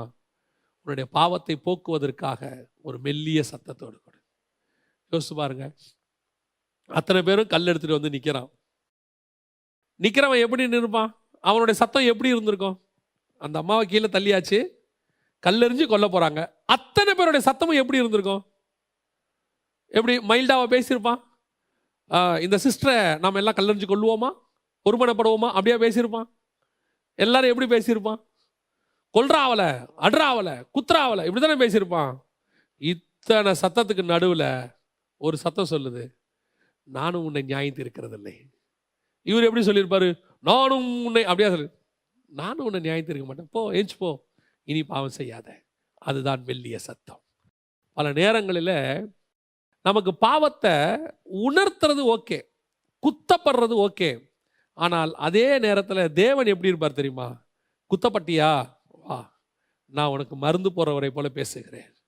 மெல்லிய சத்தம். தேவன் மட்டும் அந்த மெல்லிய சத்தம் இல்லாதவராக இருந்திருந்தார்னா இன்னைக்கு நாம யாருமே திரும்பி ஆண்டவர்கிட்ட வந்திருக்க மாட்டோம். பின்மாற்றத்துக்கு அப்புறம் யாரும் வந்திருக்கவே மாட்டோம். எத்தனை முறை கர்த்தர் நம்மகிட்ட மெல்லிய சத்தத்தில் பேசியிருக்கிறார், எத்தனை முறை பேசியிருக்கிறார். அவர் மட்டும் வெறும் ஜைஜாண்டிக் காடாவே இருந்திருந்தார்னா ஒரு வீழ்ச்சிக்கு பிறகு நம்ம யாருமே வந்திருக்க மாட்டோம் அவர்கிட்ட. ஒவ்வொரு முறையும் அந்த மெல்லிய சத்தம் தான் உங்களை நீ காப்பாற்றிக்கிட்டே இருக்குது. அந்த மெல்லிய சத்தம் தான் திருப்பி திருப்பி ஆண்டவர்கிட்ட வர வச்சுக்கிட்டே இருக்குது. அந்த மெல்லிய சத்தம், ஏன்னா இப்போவும் சொல்லுவேன், இன்றைக்கும் பல காரணங்களில் கோவப்படுவோம், சில வீழ்ச்சிகள் வரும். எனக்கு ஒரு கான்ஃபிடென்ட், ஆண்டவரை திருப்பி நான் வந்தால் என்னை ஏற்றுக்கொள்ளக்கூடிய ஒரு சத்தம் அங்கே இருக்குன்னு எனக்கு ஒரு கான்ஃபிடென்ட் இருக்குது. என் தகப்பன் என்னை போனால் சேர்த்து கொள்வார்னு அந்த குமாரன் வந்தா பாருங்க, அதுதான் அவன் தகப்பனுடைய சுபாவம். அவன் தகப்பனுடைய சுபாவத்தின் மேலே அவனுக்கு ஒரு கான்ஃபிடென்ட் இருந்துச்சு. இல்லை, நான் போனால் எங்கள் அப்பா ஏற்றுப்பாரியா. இதுவே ஒரு சில அப்பாவாக இருந்தால் என்ன நடந்திருக்கும்? போனால் எங்கள் அப்பா என்னை கொண்டுடுவார். சில பையெல்லாம் சொல்லுவான், ஐயோ புக்கை தொலைச்சிட்டோம், பேக்கை தொலைச்சிட்டோம், வண்டியை தொலைச்சிட்டோம், வீட்டுக்கு போனால் எங்கள் அப்பா என்னை கொண்டுடுவார், நான் வீட்டுக்கு போகவே மாட்டேன்பா. ஏன்? எங்கள் அப்பா பற்றி உனக்கு தெரியாதுடா, பென்சில் தொலைச்சதுக்கே பெரம்பு எடுத்து பின்னிட்டாப்ல, பைக்கெல்லாம் தொலைஞ்சிருச்சுன்னு சொன்னேன், அவ்வளோதான், எங்கள் அப்பா என்னை கொண்டுடுவார். வீட்டை விட்டே ஓடி போகிறவனா இருக்கான். ஆனால் சிலர் இருக்கான், எங்கள் அப்பா என்னை புரிஞ்சுப்பார், அப்பா பைக்கை பூட்டி தான்ப்பா வச்சேன், சாவி எங்கள் கையில் தான்ப்பா இருக்கு, யாரோ திருடிட்டான். அண்ணா அந்த அப்பா என்ன சொல்லுவா தெரியுமா? நல்லா அப்பா விட்றா, அந்த பைக்கை நம்ம தேடிக்கலாம், கம்ப்ளைண்ட் பண்ணலாம், நீ வா, பைக்கு முக்கியம் இல்லை, என் பையன் தான் முக்கியம். இதுதான் எங்கள் அப்பாவுடைய சுபாவம், ஏசப்பாவுடைய சுபாவம். அந்த மெல்லிய சத்தம் என்னை எப்பவும் என்ன சொல்ல தெரியுமா? நீ வா, நீ செஞ்ச பாவம் அல்ல, உன் ஆத்துமா தான் எனக்கு முக்கியம். அதை கடைசி நிமிஷம் வரைக்கும் காப்பாற்றுறதுக்கு அந்த மெல்லிய சத்தம் என் கூட இருந்துக்கிட்டே இருக்கும். அந்த கான்ஃபிடென்ட் தான் இன்னும் என்னை தேவனோடு கூட வச்சுக்கிட்டே இருக்குது. கர்த்தர் உன்னையும் என்னையும் அப்படி தான் நடத்துகிறார். எவ்வளோ அன்பான தேவன் பாருங்களேன். அந்த மெல்லிய சத்தம், நான் நினைப்பேன், அந்த மெல்லிய சத்தம் மட்டும் இல்லாமல் போயிருந்துச்சு, தொலைஞ்சிச்சு, இன்னைக்கு ஒருத்தர் கூட சபைக்குள்ளே இருக்க முடியாது. ஏன்? பிரசங்கம் பண்ணுறதுக்கு ஆளே இருக்காது, சபை காலியாக தான் இருக்கும். அந்த மெல்லிய சத்தம் இந்த சபையில் துணிக்கிறதுனால தான் ஒரு தடவைக்கு 2 தடவை விழுந்தாலும், 2 தடவைக்கு 3 தடவை விழுந்தாலும் அது மீண்டும் கொண்டு வருது. அந்த சிம்சோனை கொண்டு வருது, திருப்பியும் அந்த தாவீதை திருப்பி கொண்டு வருது, எல்லாரையும் திருப்பி கொண்டு வந்து விசுவாச வீரர்கள் பட்டியலில் எபிரேயர் 11 நிறுத்திருச்சு. அந்த மெல்லிய சத்தம் இல்லாமல் வெறும் கடிந்து கொள்ளுகிற சத்தம் மட்டும் இருந்திருக்குமானால் எபிரேயர் 11 இருந்திருக்காது. எபிரேயர் 11 ஒரு குரூப் இருக்குன்னா அங்கே இருக்கிற அத்தனை பேரும் ஒரு முறை விழுந்து இன்னொரு முறை எழுந்தவன் தான். ஆபிரகாமா இருக்கட்டும், அது தாவீதா இருக்கட்டும், மோசேயா இருக்கட்டும், இல்லை அங்கே இருக்கக்கூடியதான சிம்சோனாக இருக்கட்டும், எடுத்துக்கொள்ளுங்க, ஒன்று விழுந்து 2வது எழுந்தவங்க. அந்த 2வது எழுந்திரிச்சு வரும்போது அதை அரவணைச்சது வேறு எதுவுமே இல்லை, மெல்லிய சத்தம் மட்டும். சிம்சோன் கேட்டான்ல, இன்னும் ஒரு விசை எனக்கு மனம் இறங்க மாட்டவரே. ஆண்டவர் மட்டும், நான் பாவத்தை பார்க்க மாட்டாத சுத்த கண்ணன் சிம்சோன், இழந்தது தான், நாசமா போன சொன்னாரு. இன்னும் ஒரு விசை அவனுக்கு மனம் இறங்கினார். இறங்கினதுனால அவன் விசுவாச வீரர்கள் பட்டியலுக்கு வந்துட்டான். இன்னைக்கு சபை ஆத்துமாக்களால் நிரம்பி இருக்குன்னா காரணம் என்னன்னா, அந்த மெல்லிய சத்தம் இருக்கிறதுனால மட்டும்தான் நிரம்பி இருக்கு. இங்க குத்தப்படுற பிரசங்கம் அவசியம், மெல்லிய சத்தமும் அவசியம். குத்தப்படுற சத்தம் உன் பாவம் என்னன்னு உனக்கு உணர்த்தும், அந்த மெல்லிய சத்தம் அந்த பாவத்திலிருந்து உன்னை விடுதலையாக்கும். அல்லேலூயா. கடைசியாக மத்தேயு எழுதின சுவிசேஷம் 4ஆம் அதிகாரம் 8 முதல் 10 வசனங்கள் வாசி. மறுபடியும் பிசாசு உயர்ந்த மலையின் மேல் கொண்டு போய் சகல ராஜ்யங்களையும் அதன் மகிமையும் காண்பித்து, நீ சாஷ்டாங்கமாய் விழுந்து என்னை பணிந்து கொண்டால் இவைகளெல்லாம் உனக்கு தருவேன் என்று சொன்னான். அப்பொழுது இயேசு அப்பாலே போ சாத்தானே. இதான் 2 சத்தம் இருக்கு பாருங்க. இது 4வது மலை. முதல்ல அங்க சீனாய் மலையில், 2வது கொல்கத்தா மலையில், 3வது ஓரேப்ல. இப்போ ஒரு மலையில் கூட்டு போயிட்டான், உயரமான மலை, எங்கன்னு தெரில. ஏன்னா பைபிளில் உலகத்தில் இருக்கிறதுலையே உயரமான மலைன்னு இருக்கு. அன்னைக்கு எதுன்னு தெரில, இன்னைக்கு எவரெஸ்ட்னு வச்சுக்கலான்னு வச்சுக்கங்களேன். எல்லாத்தையும் கூட்டிகிட்டு போய் காட்டுறான். காட்டின உடனே இப்போ இந்த மலையில் பிரச்சனை என்ன தெரியுமா? 2 சத்தம் இருக்கு மலையில். இப்போ என்ன சத்தம் இருக்கு? 2 சத்தம் இருக்கு. ஒன்று சாத்தானுடைய சத்தம், இன்னொன்று இயேசுடைய சத்தம். இதுவரைக்கும் எனக்கு மேலே கேட்டதெல்லாம் இயேசு சத்தம் மட்டும்தான். இப்போ எனக்கு 2 சத்தம் கேட்குது. 2 சத்தமும் ஆசீர்வாதமான சத்தம். எனக்கு என்ன சொல்றீங்க? சாத்தான் பேசுறது எப்படி ஆசீர்வாதம்? சாத்தான் என்ன சொன்னா? எல்லாவற்றையும் இப்போ அதான் நமக்கு தேவைப்படுது. எல்லாருக்கும் இப்போ என்ன தேவைப்படுது? மலை மேல என்ன சவுண்டு தேவைப்படுது? இப்ப எல்லாரும் என்ன கேட்கறான்? எல்லாவற்றையும். ஆண்டவரே எனக்கு என்னென்ன வச்சிருக்குன்னு எல்லாத்தையும் கொடுத்துருங்கப்பா. கொடுத்தா தாங்குமா?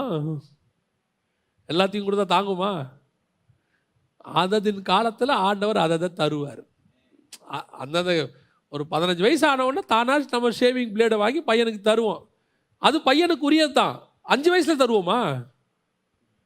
அவனுக்கு தேவைப்படும், 5 வயசுல தேவைப்படாது. அது அவனுக்கு உரியது, ஆனால் 15 வயசுல தரும். அந்தந்த காலகட்டம் வரும்போது அதை தான் ஆண்டவர் தருவார். இப்போ 2 சத்தம் மலை மேலே கேட்குது. ஒன்று பிசாசுடைய சத்தம், இன்னொன்று இயேசுடைய சத்தம். இப்போ நாம் எந்த சத்தத்துக்கு இம்பார்ட்டன்ஸ் கொடுக்குறோம்? எனக்கு இந்த சம்பவத்தை படிக்கும்போது ஒரு காரியத்தை ஆண்டவர் சொல்லி கொடுத்தார். தேவனுக்கும் பிசாசுக்கும் என்ன வித்தியாசம்? இந்த 2 பேருக்கும் கான்வர்சேஷனில் தேவனுக்கும் பிசாசுக்கும் என்ன வித்தியாசம் அப்படின்னு பார்த்தீங்கன்னா, பிசாசு என்ன தருவேன் அப்படிங்கிறத சொல்லிட்டு, ஆசீர்வாதத்தை சொல்லிட்டு என்ன செய்யணும்னு சொல்லுவான். கர்த்தர் நீ என்ன செய்யணும்னு சொல்லுவார், ஆசீர்வாதம் பின்னாடி வரும். நான் சொல்றது உங்களுக்கு புரியுதா? இப்போ மோசேயா இருக்கட்டும், யோசேப்பா இருக்கட்டும், யார் வேணா இருக்கட்டும், ஆபிரகாமா இருக்கட்டும், நீ உன் தேசத்தையும் உன் இனத்தையும் உன் தகப்பன் வீட்டையும் விட்டு நான் உனக்கு காண்பிக்கும் தேசத்துக்கு போ, அப்புறம் நான் உன்னை பெரிய ஜாதியாக்குவேன். ஃபர்ஸ்ட் கட்டளை, ரெண்டாவது அந்த கட்டளைக்கான ஆசீர்வாதம். நீங்க எதை யாரை வேணா எடுத்து பாருங்க பைபிளில். ஃபர்ஸ்ட் இதை செய். இஸ்ரவேலர்கள் இருக்கிற கூக்குரலை நான் கேட்டு அவர்களை விடுதலையாக்க இறங்கினேன், நீ அவர்களை விடுதலையாக்குவாய். ஃபர்ஸ்ட் கட்டளை, அதுக்கப்புறம் தான் ஆசீர்வாதம். எல்லாமே ஃபர்ஸ்ட் தேவனிடத்துல.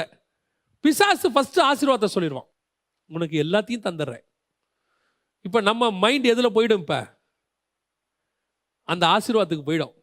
அதுக்கப்புறம் அவன் என்ன சொன்னாலும் நம்ம செய்வோன்றது தான் அவன் நம்பிக்கை. கர்த்தர் நான் சொல்கிறேன், உன்னால் செய்ய முடியுமான்னு பாரு. உன்னால் செய்ய முடியும்னா இந்த ஆசீர்வாதம் கிடைக்கும். டிஃப்ரென்ஸ் புரியுதா? எதை ஃபஸ்ட்டு சொல்கிறாரு, எதை செகண்ட் சொல்கிறாருன்னு. மலை மேலே கர்த்தருடைய சத்தம் எப்படி இருக்கும் அப்படின்னு கேட்டிங்கன்னு சொன்னால், ஆசீர்வாதத்தை முதன்மைப்படுத்துறதாக இருக்காது, தேவனை முதன்மைப்படுத்துறதாக இருக்கும். புரியுதா நான் சொல்கிறது? இப்போ அவன் ஆசீர்வாதத்தை கொண்டாந்து என்னை தாழ பணிந்து கொண்டால் தருவேன். கர்த்தர் அதுக்கு என்ன சொல்லணும்? இதெல்லாம் தேவையில்லையா, எனக்கு எல்லாமே நான் பரலோகத்திலே ஆண்டவர் எனக்கு எல்லாத்தையும் கொடுத்துருக்கிறாரு, நான் கேட்டால் ஒரு லேகியனுக்கு அதிகமாக நீ அனுப்புவார் அப்படிலாம் சொல்லணும். அவர் சொல்றாரு, உன் தேவனாகிய கர்த்தர் ஒருவரையே. அதுதான் முக்கியம். நீ ஆசீர்வாதத்தை பேசுற, நான் ஆராதனையை பேசிட்டு இருக்கிறேன். நீ உலகத்தை பேசுற, நான் ஸ்பிரிச்சுவலி பேசுறேன். இன்னைக்கு என்ன சொல்றான்? உங்களுக்கு எந்த சத்தம் கேட்குது? பிளஸிங் கேட்குதா, ஸ்பிரிச்சுவல் கேட்குதா? அப்போ பிளஸிங் தேவையில்லையா? நீ ஸ்பிரிச்சுவலை ஃபாலோ பண்ணு, ஆட்டோமேட்டிக்காக பிளஸிங் வந்துடும். இதை செய், இது வரும்னு பாரு ஆண்டவர். பிசாசு சொல்லுவான், இதெல்லாம் உனக்கு தரேன், இதை செய். இன்னைக்கு பிரசங்கியார் யாரு தேவனுடைய பிரசங்கம், எது கர்த்தருடைய சத்தம், எது பிசாசுடைய சத்தங்கிறத நீங்க ஈஸியா புரிஞ்சுக்கலாம். இதெல்லாம் கர்த்தர் உனக்கு தருவாரு, கவலைப்படாத, உனக்கு இந்த வருஷம் வீடு, இந்த வருஷம் காரு, இந்த வருஷம் அது, இந்த வருஷம் இது எல்லாம் சொல்லிட்டு அப்புறமா உனக்கு வசனத்தை பத்தி பேசுறான்னா அது கர்த்தரிடத்துல இருந்து வந்தது கிடையாது. உன்னை ஆசை காட்டுறான். ஆனா உன்னை எல்லாத்தையும் சொல்லிட்டு இது என்னென்னலாம் செய்யணுங்கிறத சொல்லிட்டு கடைசியா இவையெல்லாம் செய்யும் போது உனக்கு ஆண்டவர் விதமான ஆசீர்வாதங்களை தருவார்னு முடிக்கிறான் பாருங்க.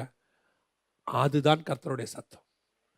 இன்னைக்கு நாம எந்த சத்தத்தை கான்சன்ட்ரேட் பண்ணிட்டு இருக்கிறோம்? மலை மேல 2 சத்தமும் இருக்கு. இப்ப இன்னைக்கு நம்மளுடைய சத்தம் எது மேலேயே இருக்குது? மாம்சத்தில் இருக்கிறதுனால நம்ம ஆட்டோமேட்டிக்கா, ஒருவேளை நம்ம குறைவுகள்லேருந்து வந்ததுனால, ஒருவேளை நம்ம இல்லாமையிலிருந்து கஷ்டப்பட்டு வந்ததுனால ஆட்டோமேட்டிக்காக அவன் என்ன நினைக்கிறான் பிசாசு, இதெல்லாம் தந்துட்டா அவன் நான் சொல்றதெல்லாம் செஞ்சிருவான். நான் சொல்ல புரியுதா? பிள்ளைய ஃபஸ்ட்டு கூப்பிடும்போது நம்ம என்ன சொல்லி கூப்பிடுவோம்? குழந்தை ஒருத்தர் கையில் இருக்குது, நம்ம என்ன சொல்லி கூப்பிடுவோம்? ஒரு சாக்லேட் கொடுத்து, வாங்க மாமா உங்களுக்கு என்ன கொடுக்குறேன்? சாக்லேட் கொடுக்குறேன். இப்போ நம்ம நம்பிக்கை என்ன? பிள்ளை என் மேல அன்புல வருதா, சாக்லேட்ல வருதா? இப்ப எனக்கே தெரியுது அது அன்புல வராது, சாக்லேட்டுக்காக வரும். வந்த பிறகு நான் சாக்லேட்டை கொடுத்து கொடுத்து கொடுத்து கொடுத்து அதை எங்கிட்டயே வச்சுக்கலான்னு எனக்கு ஒரு நம்பிக்கை இருக்கு. புரியுதா? அதுக்கு முன்னாடி அப்பா பாருங்க பிள்ளைய சாக்லேட் கொடுத்துலாம் கூப்பிட மாட்டாரு. எந்த அப்பாவது வீட்டில் வந்த உடனே வாங்க வாங்க சாக்லேட் வாங்கி தரேன் அப்படியே சொல்லுவார்? அப்படி வந்தோடனே கையை மட்டும்தான் நீட்டுவார், பிள்ளை தாவிக்கிட்டு ஓடும். ஏன்? இது பிரதிபலன் எதிர்பார்க்காம எங்கள் அப்பான்னு ஓடுறது. இந்த 2 சவுண்டு மலைக்கு மேலே இருக்கு. இப்போ நீங்கள் எந்த சவுண்டுக்கு செவிசாய்க்க போகிறீங்க? சாக்லேட் கொடுக்குறேன், அது கொடுக்குறேன், இது கொடுக்குறேன், கர்த்தர் உனக்கு அது கொடுப்பார், இது நான் திருப்பியும் சொல்கிறேன், கர்த்தர் எல்லாம் தருவார். அதெல்லாம் ஒரு பொருட்டே இல்லைங்க. தீமையானவனுக்கே மழையை பெய்ய வித்து 3 வேளை சாப்பாடு கொடுக்குற ஆண்டவர். பைபிள் அப்படிதான் சொல்லுது. நல்லோர் மேலும் தீயோர் மேலும் பெய்யும் மழை. கெட்டவனுக்கே மழையை கொடுத்து சாப்பிட வைக்கிற ஆண்டவர் உங்களுக்கு எனக்கும் தராமையா போயிடுவார். திருப்பியும் சொல்கிறேன், இந்த 3வது வருஷம் லாக்டவுன் நமக்கு முழுசாக தொடங்கி இருக்குது இல்லையா? இந்த 2 வருஷமும் நம்ம யாராவது குறைவுபட்டோமா? விதைக்கவும் இல்லை, அறுக்கவும் இல்லை. ஆனாலும் எங்கள் களஞ்சியத்தில் எதுவும் குறைவுபடவும் இல்லை. நீங்கள் சொல்லணும், நீ சாக்லேட் காட்டி கூப்பிட்டாலும் நான் வரமாட்டேன். ஏன்னு சொன்னால் மலை மேலே எனக்கு வேறொரு சத்தம் இருக்கு, அது என் தேவனை ஆராதிக்கிற சவுண்டு. நான் ஆராதிக்கும் போது என் பிதா எனக்கு எல்லாவற்றையும் தர வல்லமையுள்ளவராக இருக்கிறார். அதுதான் கர்த்தருடைய சவுண்ட். இன்னைக்கு நம்ம எந்த சவுண்டை ஃபாலோ பண்ணிட்டு இருக்கிறோம்? எது மேலே ஆசையாக இருக்கிறோம்? கர்த்தர் பார்க்குறாரு. நல்லா தெரிஞ்சுக்கொள்ளுங்க, மலை மேலே காண்பிக்கப்படுகிற பல ஆசீர்வாதங்கள் கர்த்தரால் காண்பிக்கப்படுகிறது இல்லை. கர்த்தர் உன்னை ஆசை காட்டி கூப்பிடுகிற ஆண்டவரே கிடையாது. அவர் உன்னை ஏமாத்தி கூப்பிடுகிற ஆண்டவரே கிடையாது. நான் அப்படி கொடுக்குற இப்படி ஆண்டவர் திருப்பியும் அழகாக சொல்வார், நீ வா, எனக்கு கீழ்ப்படி, என் கற்பனைகளை கைக்கொள், நான் உன்னை பெரிய ஜாதியாய் மாற்றுவேன். நீ இந்த தேசத்தில் குடியிரு, எகிப்துக்கு போகாத, நான் இந்த தேசத்தை நான் உனக்கு தருவேன். கட்டளையை கொடுத்து அதுக்கு பின்னால் வருகிற விளைவுகளை சொல்லுகிறவர் ஆண்டவர். ஏன் தீமையும் சொல்லுவார். நீ உன் தேவனாய் கர்த்தருக்கு விரோதமாய் பாவம் செய்து அந்நிய தேவர்களை சேவித்து இந்த தேசத்தில் தானே கர்த்தருக்கு விரோதமான பலிகளை இடுவாயானால் இந்த தேசத்தில் இராதபடி கர்த்தர் உன்னை அறுப்புண்டு போக பண்ணுவார். அதையும் சொல்லுவார். அப்ப நீ எதை மேல ஆசையா இருக்கிற? நம்ம இன்னைக்கு ஃபோக்கஸ் எந்த சவுண்டு மேல இருக்குது? மலை மேல 2 சவுண்டு இருக்குது. உனக்கு தரேங்கிற ஒரு சவுண்டு இருக்கு, கர்த்தரை ஆராதின்னு ஒரு சவுண்டு இருக்குது. நீ கர்த்தரை ஆராதி, கர்த்தரை எல்லாவற்றையும் தருவார். நீ பிசாசு தரான்னு போயிட்ட, நாளைக்கு நீ அவனை ஆராதிக்கிற மாதிரி ஆயிடும். அல்லேலூயா. கடைசியா அவன் அதான் சொல்லுவான், என்னை தாழ விழுந்து பணிந்து கொள். நான் கர்த்தரை ஆராதிக்கிறேன், அவர் கொடுத்தாலும் கொடுக்கா விட்டாலும் சரி, நான் கர்த்தரை ஆராதிப்பேன். பிசாசு கொடுத்தாலும் சரி, அவனை நான் ஆராதிக்க மாட்டேன். இந்த வைராகியம் தான் உனக்கு எனக்கு இருக்கணும். அல்லேலூயா. மலையில் மேல் வருகிற நேசருடைய சத்தம், முதலாவது அது என்னை அங்கீகாரம் பண்ணுகிறது. 2வது அது எனக்கு ஒரு புது வழியை திறக்குகிறது. 3வது என் பாவத்திலிருந்து என்னை மீட்டெடுக்கிறது. 4வது எனக்கு அது ஆசீர்வாதத்தை கொண்டு வருகிறது. அல்லேலூயா. நம்ம ஜெபம் பண்ண போறோம். எல்லாம் ஆண்டவரை நோக்கி பார்க்க போகிறோம். எல்லா கண்களை மூடுவோம். இப்போ நீங்க யோசிச்சு பாருங்க, பல நேரங்களில் ஏன் நீங்க அங்கீகரிக்கப்படாமல் இருக்கிறீங்க?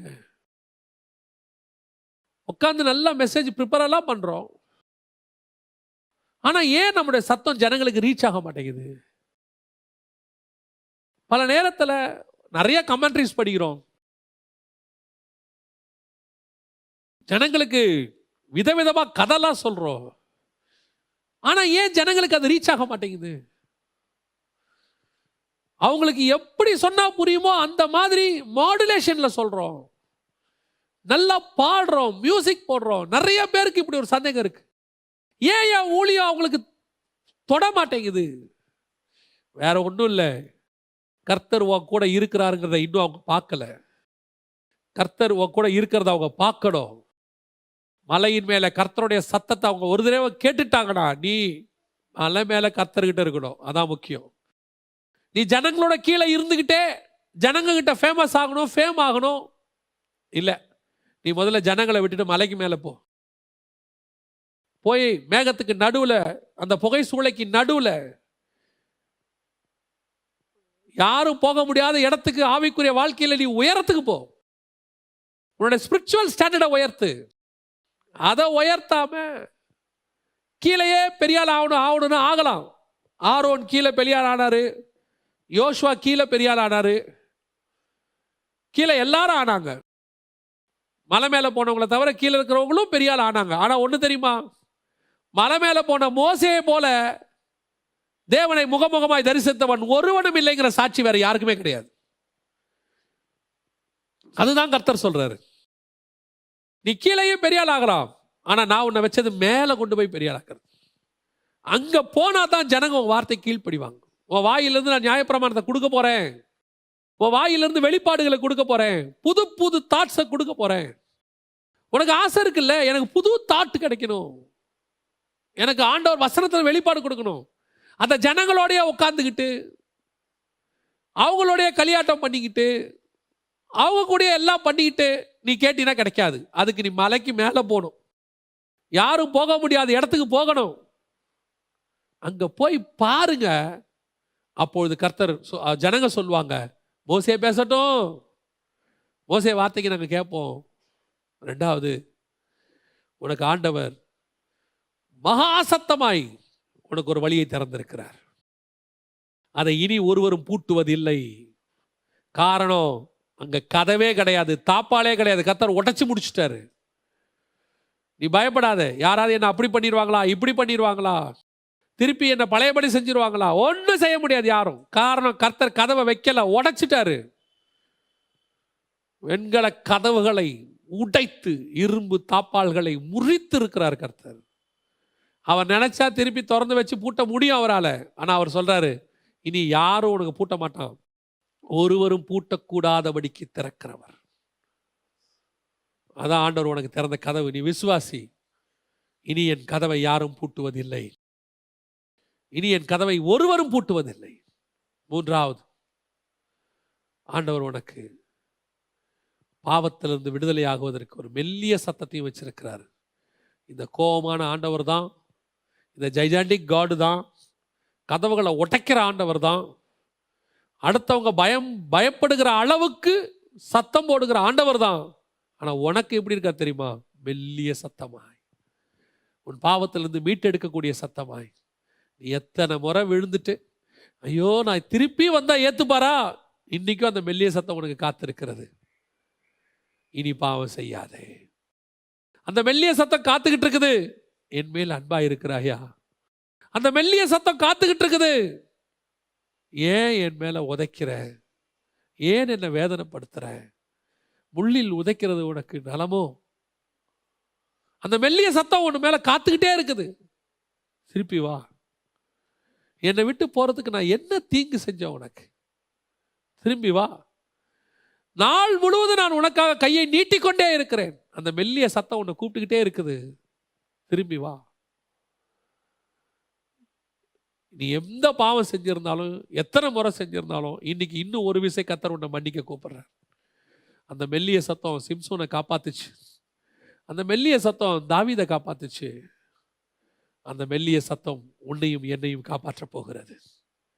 முன்னிலைமையை பார்க்கிலும் பின்னிலைமையை கர்த்தர் மாற்ற போறாரு. உயிரோடு இருக்கும்போது பார்க்கிலும் சாகும்போது சிம்சோன் சாகடித்த பெலிஸ்தர்கள் அதிகம். கர்த்தர் அந்த அளவுக்கு உன்னை எடுத்து பயன்படுத்த போறாரு. கடைசியாய் உன்னை ஏமாற்றுவதுக்கும் ஒரு சத்தம் மேல மேல கேட்கும். உன் நேசருடைய சத்தத்தோட கூடவே பிசாசுடைய சத்தமும் கேட்கும். பிசாசின் சத்தம் உன்னை ஏமாத்தும், ஆசை காட்டும், அது தரேன் இதை தரேன்னு சொல்லும், உலக மேன்மைகளை பேசும். அவைகளுக்கு நடுவில் அதே மலையில கர்த்தருடைய சத்தம் ஒன்று இருக்கும். நான் என் தேவனாகிய கர்த்தரை மட்டும்தான் ஆராதிப்பேன். இதெல்லாம் கொடுக்கிற பேசக்கூடிய சாத்தானின் சத்தத்தை பார்த்து அது சொல்லும், அப்பாலே போ சாத்தானே, நீ எதை செய்ய போற. இன்னைக்கு கர்த்தருடைய சத்தம் உன் மத்தியில வந்திருக்கிறது, உன் நேசரின் சத்தம் உன் மத்தியில வந்திருக்கு. நம்ம ஜெபம் பண்ணுவோமா? சர்வ வல்லமை உள்ள எங்கள் தகப்பனே, தர்மியான வேலைக்காக உமக்கு ஸ்தோத்திரம். ஒருவரும் பூட்டக்கூடாதபடிக்கு திறக்கிறவரே, எங்களுக்கு திறந்த வாசலை கொடுத்த தயவுக்காக உமக்கு நன்றி. மகிமையுள்ள கரத்தலை தாழ்த்துகிறோம். இந்த வார்த்தைகள் 100க்கு 100 பலன் கொடுப்பதாக கிருபையுள்ள கரத்தலை தாழ்த்துகிறோம். எங்கள் ஆண்டவர் இயேசுவின் நாமத்தில் ஒப்பு கொடுத்து ஜெபிக்கிறோம் எங்கள் ஜீவனுள்ள நல்ல பிதாவே.